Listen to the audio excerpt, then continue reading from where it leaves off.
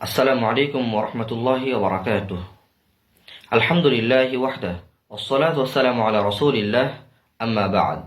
সম্মানিত দর্শকবৃন্দ, আজকে আমরা আলোচনা করব হাসান বসরি রাহিমাহুল্লাহর নিকটে ইস্তেগফারের গুরুত্ব সম্পর্কে। ইমাম কুরতুবী রাহিমাহুল্লাহ এটি বর্ণনা করেছেন।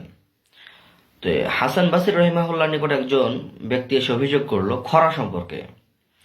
তো তিনি তাকে বললেন, ইস্তাগফিরিল্লাহ, তুমি আল্লাহ তাআলার কাছে ক্ষমা প্রার্থনা করো। আরেকজন ব্যক্তি এসে দারিদ্রতার অভিযোগ করলে তিনি তাকে বললেন, ইস্তাগফিরিল্লাহ, তুমি আল্লাহর কাছে ক্ষমা প্রার্থনা করো। আরেকজন ব্যক্তি এসে তার বাগানের শুষ্কতা নিয়ে অভিযোগ করলে তিনি তাকেও বললেন, ইস্তাগফিরিল্লাহ, তুমি আল্লাহর কাছে ক্ষমা প্রার্থনা করো। আরেকজন ব্যক্তি এসে বললেন যে আমার কোনো সন্তান নেই, আপনি আল্লাহর কাছে দোয়া করেন, আল্লাহ তাআলা যেন তিনি আমাকে একজন সন্তান দান করেন।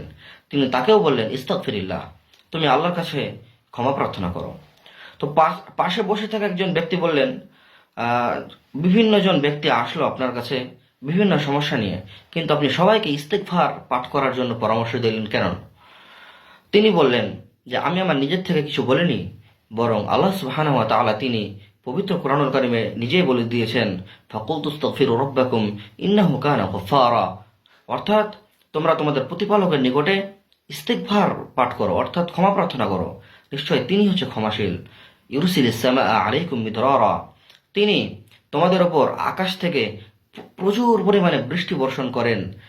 ওয়ায়ুমদিদকুম বিআমওয়ালি ওয়া বানিন, এবং তিনি তোমাদেরকে সাহায্য করবেন সম্পত্তি দিয়ে, ধন সম্পত্তি দিয়ে, এবং তিনি তোমাদেরকে সাহায্য করবেন সন্তান আদির মাধ্যমে, সন্তান সন্ততি দিয়ে।